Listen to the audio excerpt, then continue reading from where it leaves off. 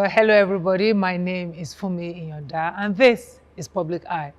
The conversation today will center around education, and we are specifically looking at the issue of cheating, not only on tertiary level, but right all the way down to primary school. Parents collude with teachers to cheat so that children will get into the schools they want. There are certificate frauds all around, because at the end of the day, Nigeria values education highly. However, what is the cost of the sort of education that our children are getting?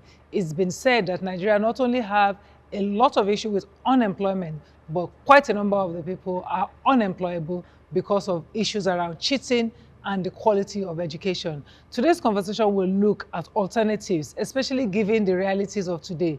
Not only has COVID around the world sent millions of children home, Nigeria, which already has over 6 million children out of school, now have children who've been out of school for over a year. Those will be our conversation on today's show. I'm asking you to join us, but we'll take a break and be right back. Right, welcome back. It is Public Eye. Due to COVID restriction, we of course cannot have everybody in the studio, but this conversation, we are pleased that our guest is going to join us from Abuja, and that's the Registrar and Chief Executive of JAMB, Professor Ishaq Oloyede. Professor is right here with me now. Hello, Professor. Good afternoon. Thank you. Very good to meet you, Prof. I'm happy to meet you too. The first question I was asked to ask you is, what happened to the snake? I think those who ask you to ask the question about snake, they are not correct. The snake is a thing of the past, and nobody talks again about snake because we have moved beyond the snaking period. Now tell me, Professor, because I heard that too, what happened? What happened to move us from the snaking period to this period we are at now? We will talk about this period, but what has transpired between that time and now that has impacted the process itself? The very issue we were talking about is one out of many. So when we talk about the snake, you are talking of one person out of, say, about 40 or 50 persons are involved in different things.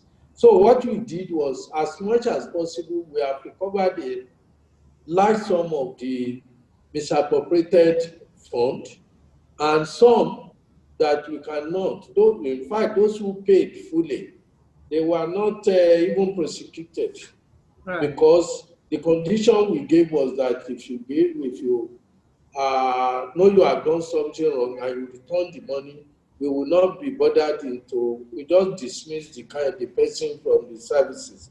But those who did not, or who are not able to fully pay, they are already currently in court, and we are prosecuting them for the money of government that they have diverted. Right. So that's the situation. But as regards the way forward, I think it was the situation that gave room to, anybody who is a thief will be a thief, irrespective of what you do. But some people who have the tendency for theft will be eager to steal if the environment is conducive. The fact that they were transacting businesses of government through cash was a factor, was really one of the implicated reasons why such huge sums of money is not possible, because nobody is allowed to transact any business with us cash. It has its own drawbacks, and since no cash is involved, and of course through ICT, we monitor more closely. We monitor 24/7, and as a result of that, and the majority of our staff, 99% of the staff, are very good, upright individuals working day and night for the development of the country. But we always have the bad eggs, and I believe that those bad eggs are the ones that have been identified, and we can now move to render selfless service to our.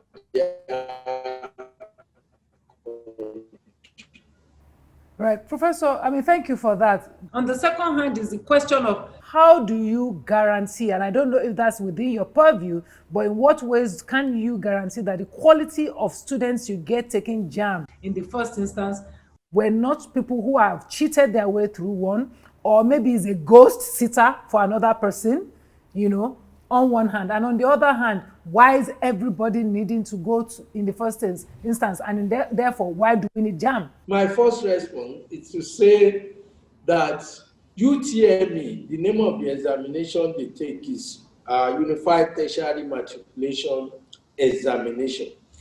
They do not do JAMB. They only talk, it's a slang that they are doing JAMB. What they are doing is UTME. And the JAMB, the body organizing the UTME.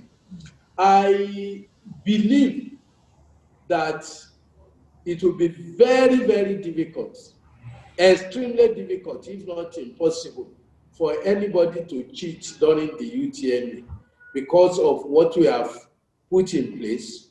And people try to beat the system if the possibility of not being detected is existing. It is very, very difficult for anybody to make any attempts to cheat in our examination, UTME, without being caught. And that had radically reduced the possibility of cheating in our examination. The second issue you raised was this issue of should all of us go to the universities? The answer to me is no. The answer to me is no. But the truth of the matter is that, particularly parents, most of the infractions that we discover are sponsored by the parents, not even the candidate themselves, particularly the elite. They could afford to bribe anybody who makes himself available to get whatever they want. And that is the greatest problem. But the question is, do they need it? The answer is no. Because these wards and children of theirs, they will go to the university, they will end up not benefiting from university education, but they could do some other things. They could be better not going to the university. And many of them going to the polytechnics, they consider that inferior because many parents will feel that, oh, if you rather my child is in the university is more prestigious than say my child is in the polytechnic. It's ignorance.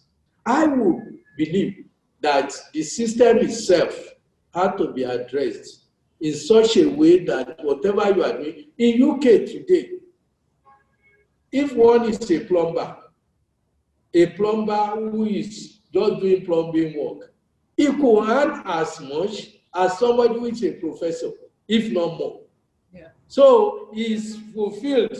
It doesn't need to be what he is not, because the system allows him to grow within his own path. But here in Nigeria, particularly the fact that many of us want to be in public service at all costs, rather than creating the job. And the service itself has slanted towards university education in terms of reward system. And that creates a problem. Professor, thank you for that detailed explanation. As you spoke, so many things became clear to me, at least in my own mind. But the other things that I wanted to go to, just listening to you, it became clear to me that our education system seemed to have been designed for an archaic public service system that does not serve modern reality for anybody. So there are two things that I wanted to ask you about. The first time is that there's a lot of Nigerians are very well known for entrepreneurship and bootstrapping and all of that. It doesn't appear like the university system is designed to support that process at all, through maybe online learning, skill-based online, just specific skill-based online learning for short periods of time, as you see happening in different parts of the world. That's on one hand.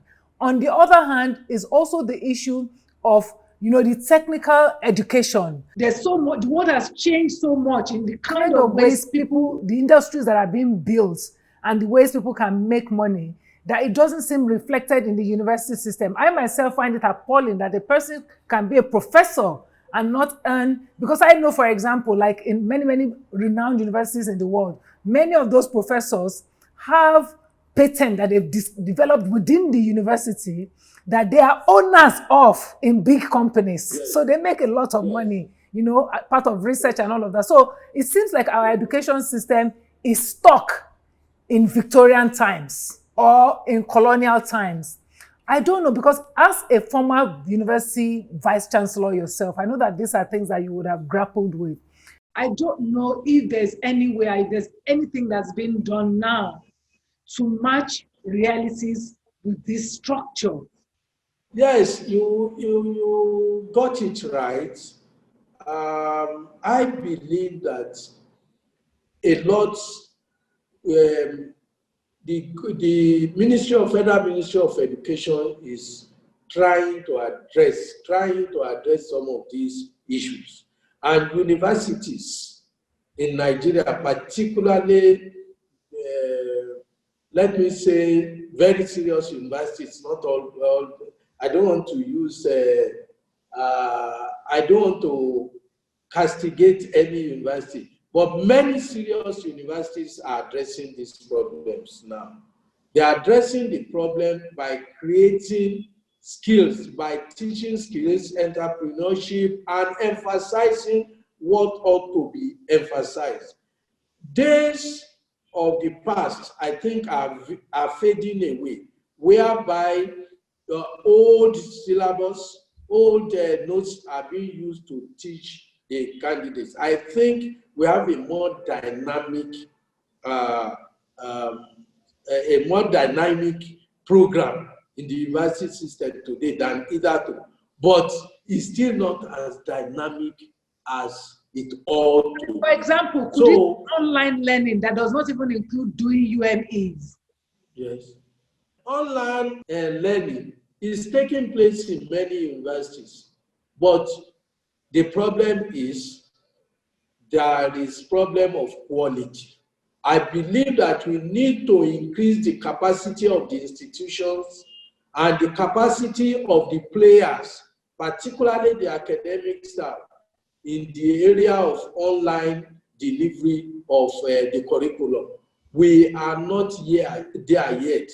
I believe that a lot will still need to be done in making sure that we have proper utilization, adequate utilization of online facilities. And again, we have the problem of if you like, bias.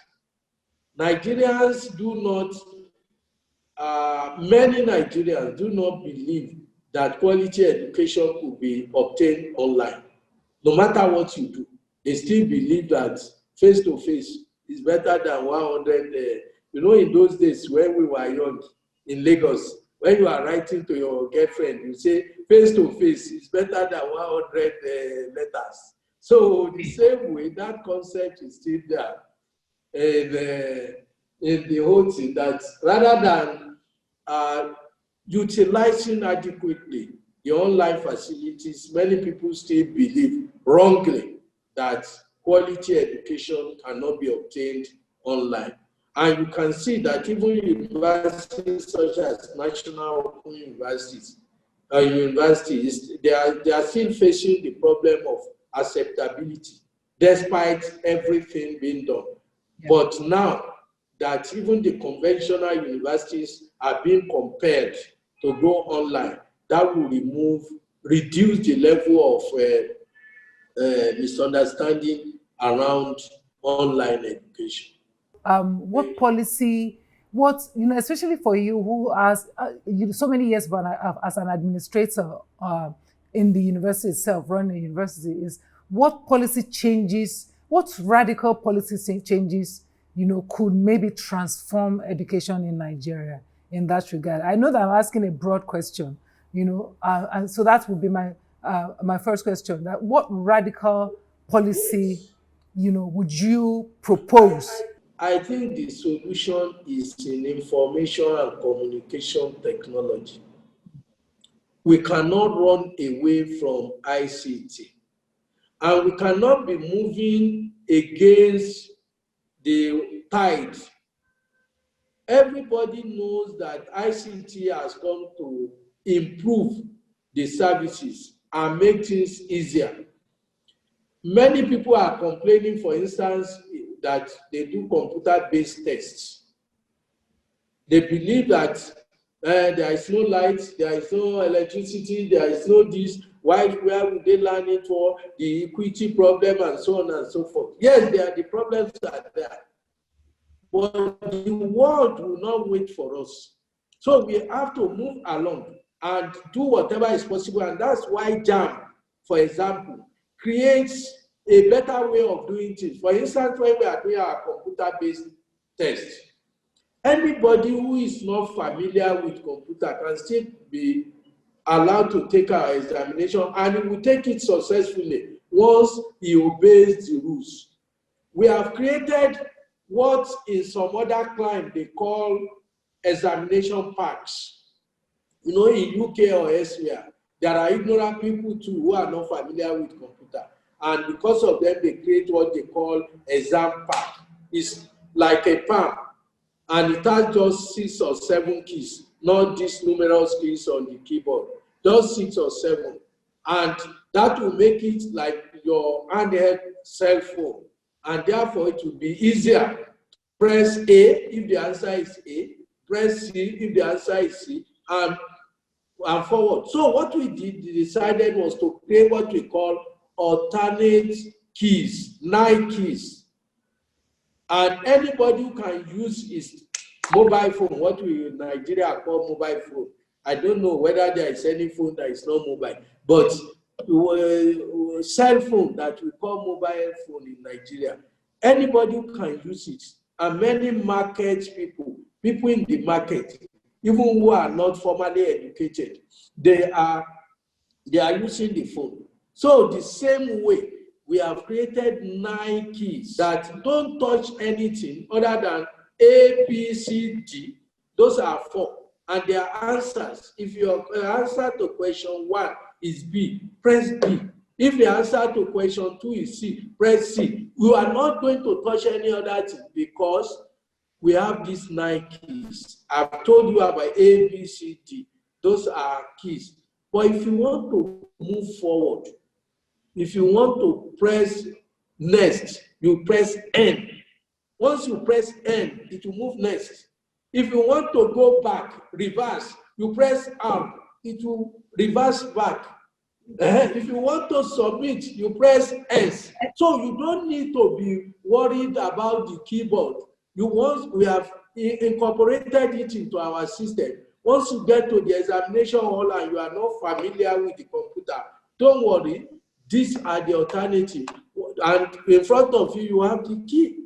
So you'll be able to conduct to participate in the examination without having to be worried about the keyboard. If you have mouse problem, how to control the mouse, no problem with you.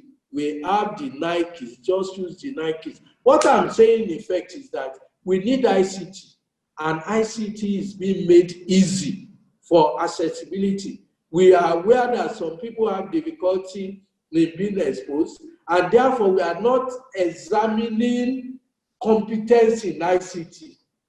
We want to examine their knowledge, and that is the reason why we now create alternative routes for those who are not fortunate enough to be able to use the computer. But we also say that because the whole world is going in that direction, anybody who is not familiar with the computer today should try and make the earliest possible effort to be familiar, because our Nike board will only take you to the examination and pass.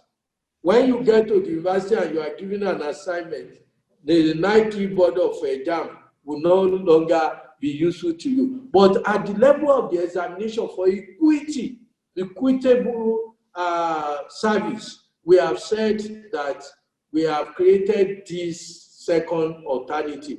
And for that reason, anybody who fails the UTME, anybody who fails because he lacks the knowledge, not because of his competence or incompetence in ICT. ICT is the radical thing.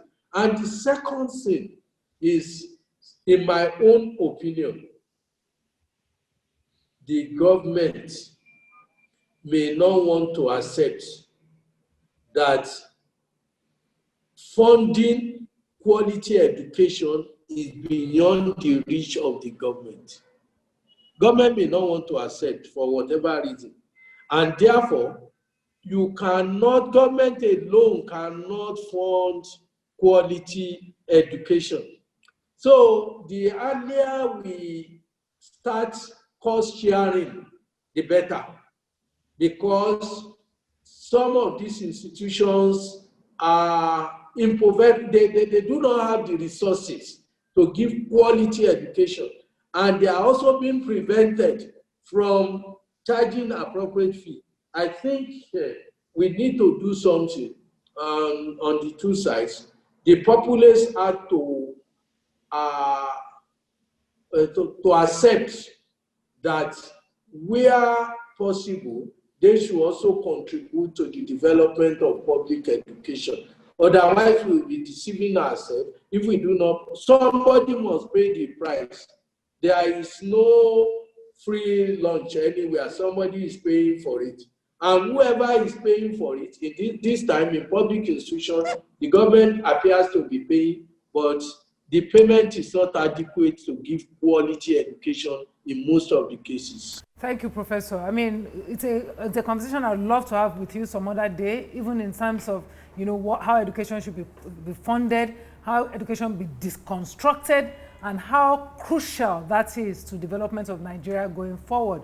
You answered the second question I was going to ask, and that is about equity and how to make sure that everybody, even those in the most rural places, can do JAMB fairly. You answered the equity question. So therefore, my last comments, and if I would like to say, is your thoughts on how we can stretch what you have shown through UME exams on the JAMB board, in other spheres in the country. Because as you were talking, I got really excited when you were talking about ICT and tech. Because oftentimes we talk about tech as if it's some magic juju, like all these computers. You can actually make tech low tech, to achieve a particular aim. So immediately I was thinking, couldn't we do voting this way? Couldn't we have like PANs? Couldn't we do voting? Couldn't we eliminate or reduce election rigging this way? That's on one hand. Couldn't we do a lot of things in market research, do a lot of things in market outreach, do a lot of things in business and development? If everybody in the market, the person who is selling suya,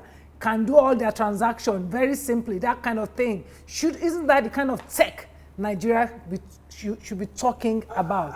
You see, I may be wrong, but my own opinion is that some of our problems in Nigeria are deliberate. They are not accidental. What I mean is, many people will work against technology, not because they don't want technology, but because they know that technology will prevent them from doing what they want to do, cheating. So it is the Yorubas will say, somebody who is sleeping, it's easier to wake up than somebody who pretends to be sleeping. You need a lot of work to wake somebody who pretends to be. You see, everybody knows that Nigerians outside Nigeria, they are good citizens. They will comply more than the requirement of the law. Only few of them will go outside the law. But when they are in Nigeria, they now start to look for, many Nigerians will start to look for how to cut corners.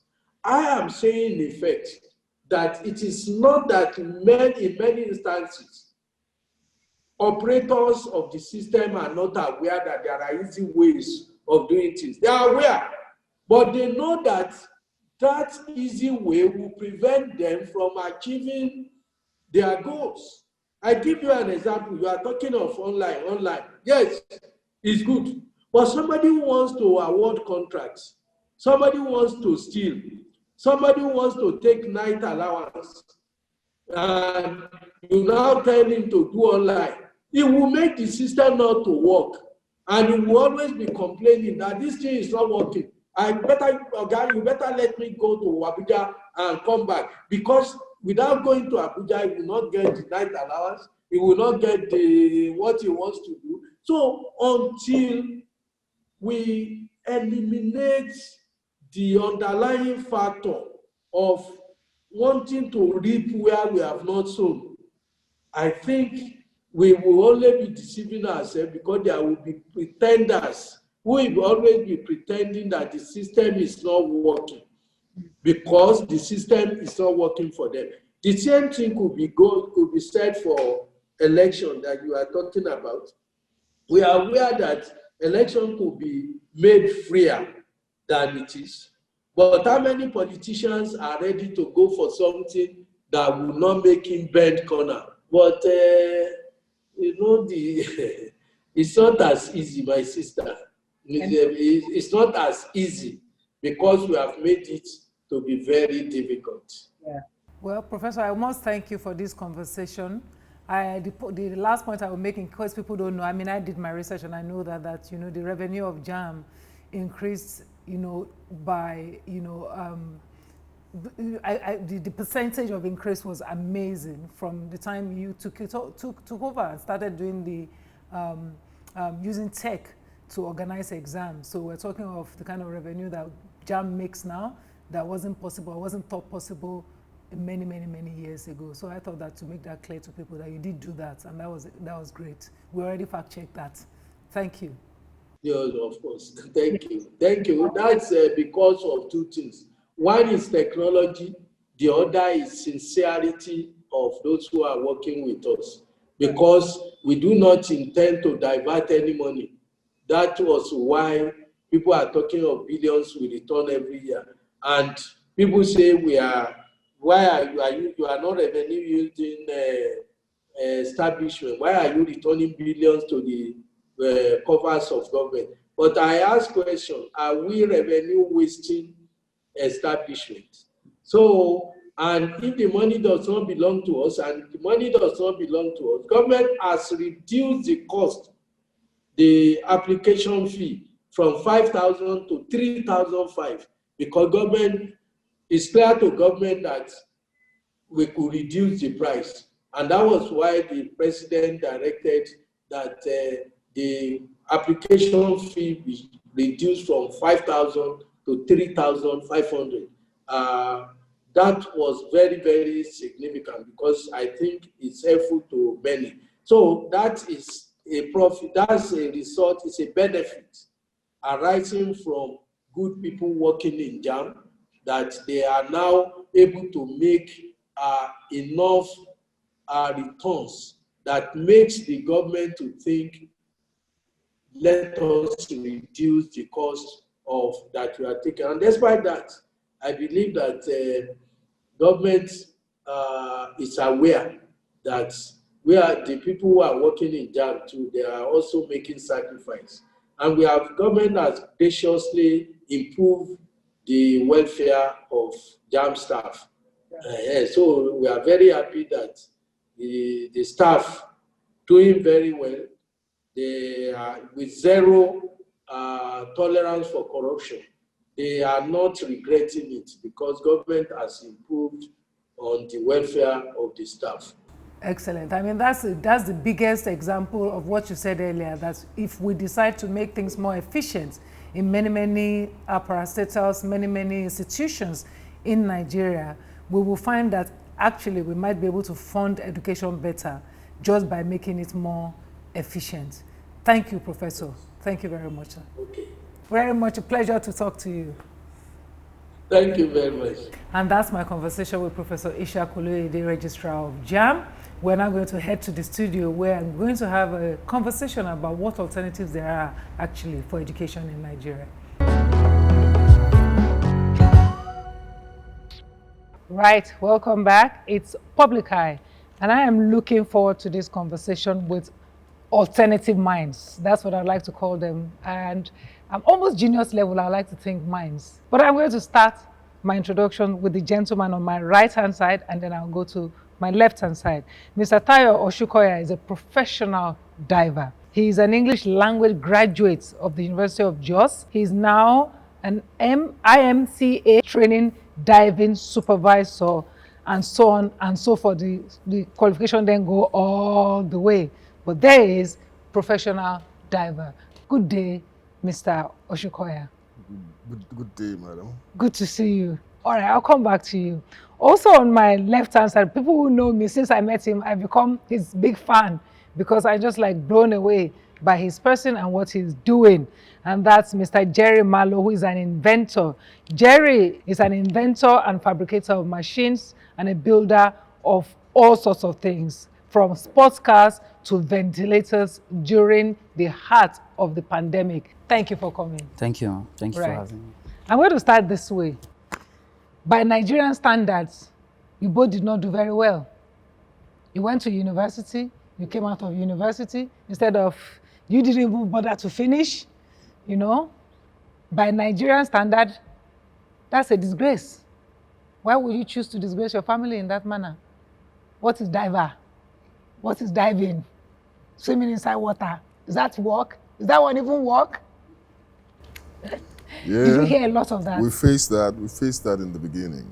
Yeah. So essentially, after graduating, as you said, majoring in English, I became a stockbroker.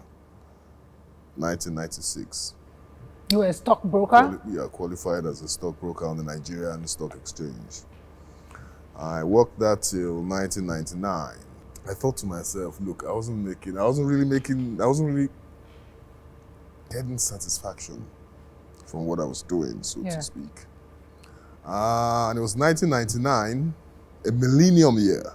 So I said, okay, 99 to 2000, I'm going to do something special. So I was thinking, I didn't know a diver one. I didn't know one diver all that while. But I thought to myself, hey, we used to watch National Geographic as kids. Mm-hmm.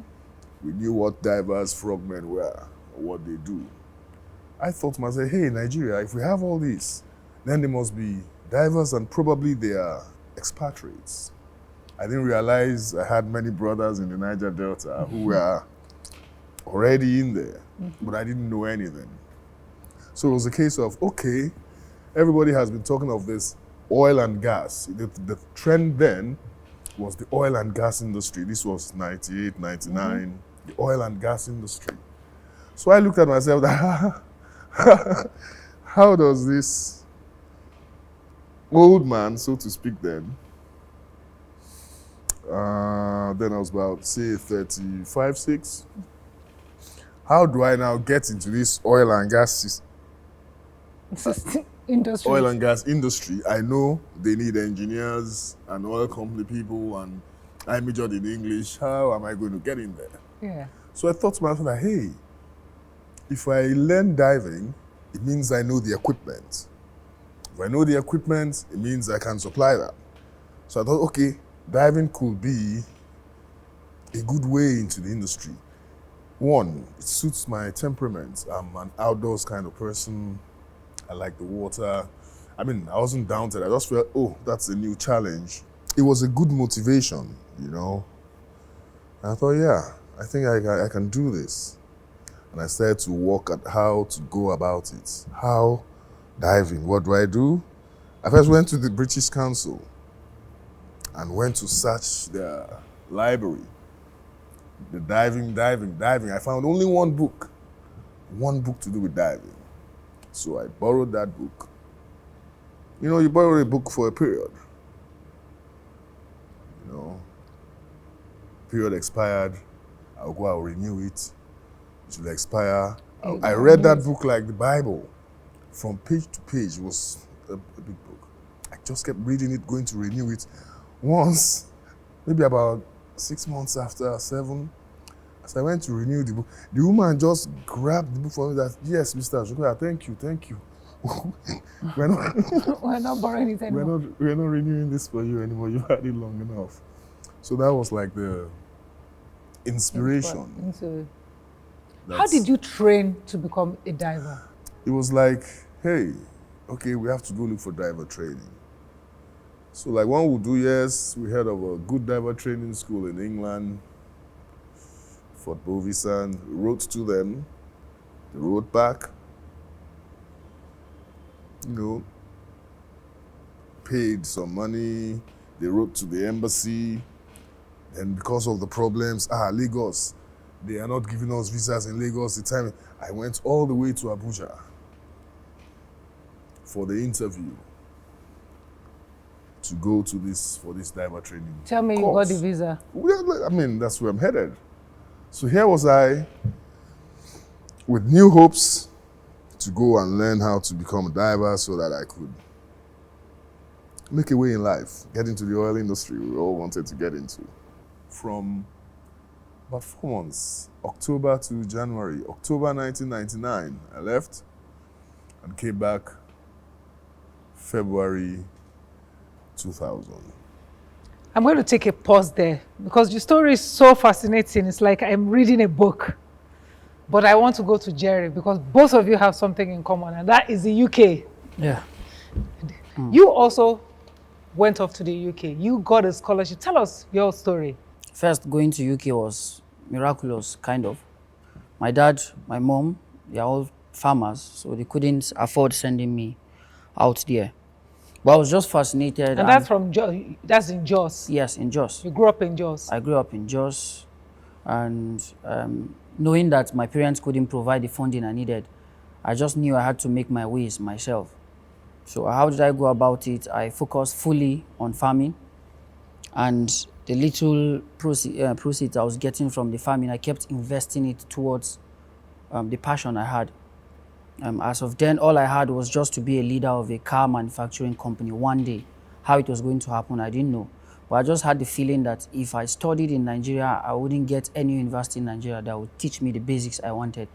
My knowledge then, I just knew that universities within Nigeria would just teach me a lot of theory, mathematics, and so on. So I needed where I could lay my hands on the tools and see how these vehicles are made. So when my mates were writing JAMB, going for post-UME, I just told my parents I'm writing WAEC once, JAMB once. Whether I fail or I pass, I'm never writing it again. And that was how it was. So I applied University of Nigeria in Nsukka, which I consider as the best university as of then for mechanical engineering. But I didn't even have the interest to go for the post-UME. So when my mates were going for post-UME, I went for roadside mechanic. I was wearing those dirty clothes, learning how to fix cars. All I was focused on was to learn the basics behind vehicles. From when you put the key in, when you twist it, what does it touch? What does that thing touch? What does it lead to? And when you accelerate by matching that pedal, what does it pull? What happens? I just needed to learn those basics. So I was there for 3 months. And when I got those basics, I felt it's time for me to make my first vehicle. So I left the workshop. I went home and I made one using a grinding machine engine. Now, from all the farming I was doing, those were where the monies were going into. So I made a small vehicle with a generator kind of engine. So you go to the back, you start it, and then I run to the front because it was the old generator I could afford by then. So the generator doesn't have slow. If you don't accelerate, it just goes off. So when I start, I have to run to the front and then throttle it. And it had a steering, it had a gearbox and a manual shift. So it was drivable. Then at a point, one man in his big Jeep just came to pass and stopped. He waved me and stopped me. He said, please, before you raise your hopes, I don't have cash to give you. I just want to be sure. Did you make this? I said, yes. Are you sure you made this? He said, why drive it in the village where nobody will see you and appreciate? Take it to the city and drive where people will see and appreciate. That's all he told me and drove off. I kept thinking about it. I said, okay, well, if I want to go to the city, who do I know in the city? I really didn't know anybody. I just had a friend in the city. So I called him, can you please talk to your parents? I would want to come and stay there for a while.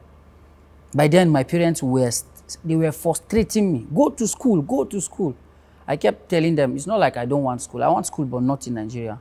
They said they don't have the money. I said, all I want from you is your prayers. Just pray for me. That's all.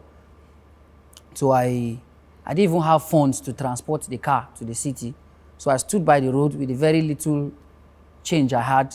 I always stopped trucks passing with cows to the city. So one of the trucks decided to help. So they assisted with some small change. We mounted the frame vehicle on top of the truck.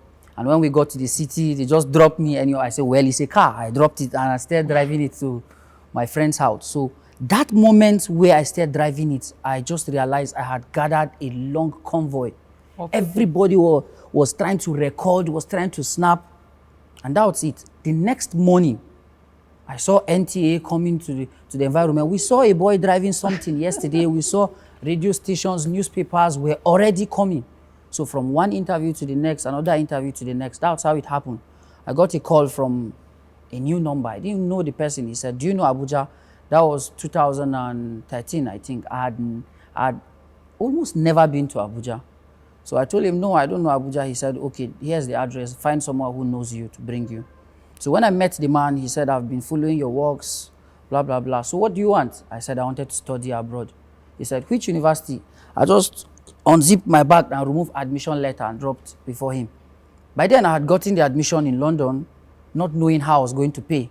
The fees was about 8 million naira yearly. And as of then, the highest, and maybe my parents could even afford, was 100,000. I didn't know how, but I just got the admission. So he asked me, how did you want to pay the fees? I said, I don't know, I just got it. That's what my money can use. I paid agents to get the fee. I didn't know much about internet by then because I never had the chance to sit before a computer and so much like that. So I paid agents to get the admission for me. So I tabled it before him and he was filled with tears immediately. So he just drew his drawer. So he just gave me some cash. He said he's not promising to continue sponsoring, but that's his support. I should just find a way of crossing the bridge now. And when I get to the other side, let's see what will happen. So immediately I bought my flight ticket. I left to UK with just a pair of clothes. Had a shirt, a t-shirt and a jean, and I had another set in the school bag. What month of the year was that? That was January, first week of January. You went in winter. I have a lot of stories on that. To make things worse, my shoe was rounded. So it had holes around it. That's a whole lot of story. But I went to UK not knowing anybody. That's how everything started. So the bit of this story, and we don't have enough time to go into the details of all your experiences there, is that after everything, yeah, and after settling into the university, you quit. Yeah. Before I went to UK, I told just one person, one of my trusted cousins, that I had no intentions of staying there for a long time. Now, all I wanted was, I had sat and thought about it. When you want to start a company, nobody asks you for any certificate, most times. Nobody asks you which university you finished from. Nobody asks you what qualifications you had. But once you're looking for a job, they always ask for it. So I was just real to myself. What do I want? Am I looking for a job? No, I want to create the job. So it means the certificate is they're really not crazy about it. So all I was focused was the knowledge. I just needed to learn. What do these people do that keeps them ahead? What do they mix together that helps them make these vehicles? I was just focused on that. So when I went to UK, started school, I realized that the mathematics I was running from was worst there. I had the notion that once I go there, it's just fully practicals. I would just be cutting metals, bending, melting. No, far from that. Yes, there was quite some difference. In Nigerian universities, you find the students offering 15 courses at a time. There, the maximum you could do was 4. But the 4 was mathematics, engineering mathematics, statistics, and programming. You all know that that is fully mathematics. So I was really finding difficulties in that. I endured to finish the first year with a very, very, very, very poor certificate. When I say very, very, it's like the total I had was 12 over 100. That's first assignment, second assignment, first test, second, first exam, second. That was the total I had. So it was very bad for me. I spent the night time crying. I didn't feel comfortable. I didn't feel fulfilled. If someone would sacrifice his money for me to learn and I'm sending him that kind of certificate, I didn't feel happy about it. But I spent a lot of time studying and was still failing. So at some point, after a year, I just felt this classroom thing is not my thing. All the people I admired on this earth didn't get to where they are from the classroom. Right. I learned that it was the knowledge that took them to where they are. And yes, I was on the right track, trying to acquire the knowledge. Now the challenge I had was to partake in practical engineering. You needed to be in 300 level, that's the third year, fourth year, or master's level. So in foundation, which was the first year, I couldn't qualify to be in the practical. So I put a lot of pressure on the lecturers, and somehow they allowed me in, but I didn't have much leverage. I didn't have all the chance to. So the next thing was I was thinking of the industries. I admired Lamborghini a lot. I admired Porsche a lot. I admired Gillette and a lot of others, Koenigsegg. So I wanted to visit those companies and be an intern with them. I needed to learn from them directly. So anytime I approached them, it was always a no because I had a student visa. So to get that, I needed to get a working visa or a visitation visa or just a different kind of visa than the student visa. I couldn't apply for that in the UK. I needed to come back to Nigeria. Yeah. And if you come back to Nigeria, you need a letter from those companies recommending you to be with them. Who was I for those kind of big companies to send a recommended letter for me? So it was just a no-no for me. So I just felt, okay, this is the right time for me to get back to Nigeria. What I wanted to establish was the inability within the system to be able to do these things you wanted to do. Because, for example, if there had been diving schools in Nigeria, you would have gone to the diving schools in Nigeria. If the university system in Nigeria or the technical education system, and I don't want to call it technical education, we should just make the education functional for what people want to achieve. True. Had been there, you would not have had this long... Very true. I mean, it's funny, not just funny, it's difficult because I know what it's like to be like that in the UK in that sense. You know, you may not have needed all of that, you know, but both of you are unique because you are both, you know, quite strong-minded and strong-willed. There will be many, many other people who possibly are talented or interested or have ability in many, many other areas like that, but because it doesn't exist in the system, they just don't do it. If you were to explain it to me, you know, and paraphrase it, how did you go from that point, you know, to the industry? Did you make it into the industry? Yes, I did eventually. Going to the beach one of those days, my phone rings. Is that Mr. Osunkoya? I say, yes. The MD of Hydrodive would like to have a meeting with you. I look at it, okay, name the time and place. So they gave me the time. Next few days, I went to the man's office. The CV I dropped there, spiral binded CV I dropped 4 years ago, was in front of him on his desk. I was frightened. What? You guys kept this thing for 4 years? And you're just calling me now? Anyway, he says, okay. You're diving, you like diving? Yes. Okay, we'll take you now. We're sending you to Port Harcourt. We see if you like us, we see if you like you. I want to go to Jerry. I'm coming in his bits now. From that time to the Jerry of today. I must say it was very difficult, in one word, to summarize it. Very difficult. The person who sponsored me was very unhappy. He's a professor, so you should know he's someone that believes in academics. I just asked myself, I spend a lot of hours trying to learn the theoretical aspect and still fail.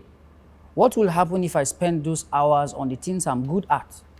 So I picked that as a challenge, and with the little knowledge I had already, I go online. By then I had wide knowledge on the internet, making use of YouTube and so many things, make my own sketches. It became a part of my life. So I started learning and started fabricating. I didn't have any funding. All I had was my character, which was my #1 collateral.